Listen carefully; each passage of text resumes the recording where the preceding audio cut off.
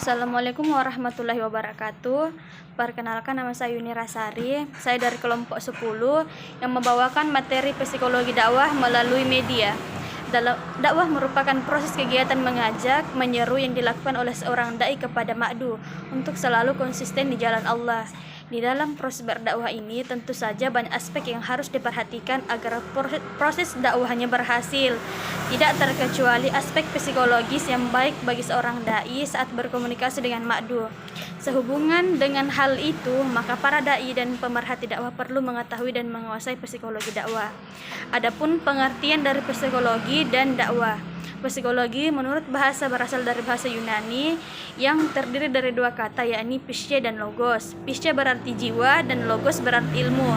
Jadi, psikologi secara bahasa dapat berarti ilmu jiwa. Sehubungan jiwa itu bersifat abstrak, tidak bisa diamati secara empiris, maka yang dikaji adalah tingkah laku manusia yang merupakan tampilan diri jiwa. Bahkan perkembangan definisi psikologi itu sendiri masih berlanjut hingga saat ini. Di antaranya, menurut aliran behaviorisme bahwa psikologi adalah ilmu pengetahuan yang mempelajari atau menyelidiki tentang tingkah laku manusia atau binatang yang tampak secara lahir. Sedangkan dari aspek bahasa, dakwah berasal dari bahasa Arab dalam bentuk masdar berarti panggilan, seruan atau ajakan. Bentuk perkataan tersebut dalam bahasa Arab disebut masdar, sedangkan bentuk kata kerja fiilnya yaitu da'a yad'u dakwatan yang berarti memanggil, menyeru atau mengajak. Orang yang berdakwah disebut dai dan orang yang menerima dakwah atau orang yang didakwahi disebut dengan ma'du. Dari definisi di atas, maka dapat dirumuskan bahwa dakwah merupakan usaha mempengaruhi orang lain agar mereka bersikap, bertingkah laku seperti apa yang didakwakan oleh dai. Dan dapat digarisbawahi bahwa dakwah sesungguhnya adalah mengajak seseorang atau masyarakat untuk melakukan sesuatu dan meninggalkan sesuatu yang lainnya yang harus dilakukan dengan menggunakan suatu media. Psikologi dakwah melalui media. Media adalah alat atau sarana yang digunakan untuk menyampaikan pesan dari komunikator kepada khalayak. Ada beberapa pakar psikologi memandang bahwa komunikasi antara manusia, media yang paling dominan dalam berkomunikasi adalah panca indera manusia.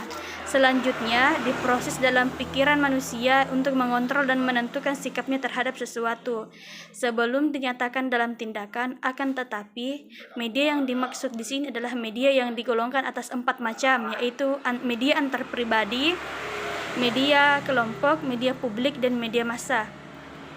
Klasifikasi yang terakhir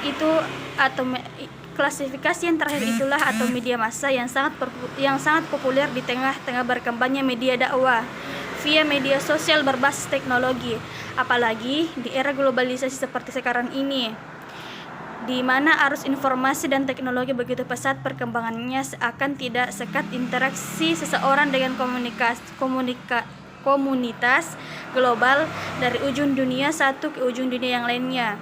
Media massa adalah alat yang digunakan untuk menyampaikan dari sumber kepada khalayak atau penerima dengan menggunakan alat komunikasi mekanis seperti surat kabar, film, radio, dan televisi. Proses penyampaian dan penerimaan pesan dakwah itu dilihat dari sudut psikologi tidaklah sederhana menyampaikan pidato oleh dai dan didengar oleh hadirin, tetapi mempunyai makna yang luas, meliputi penyampaian energi dan sistem syaraf, gelombang, dan tanda-tanda.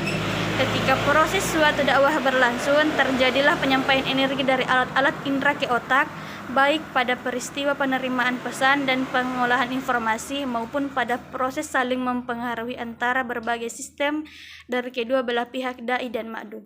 Sekian dari saya. Wassalamualaikum warahmatullahi wabarakatuh.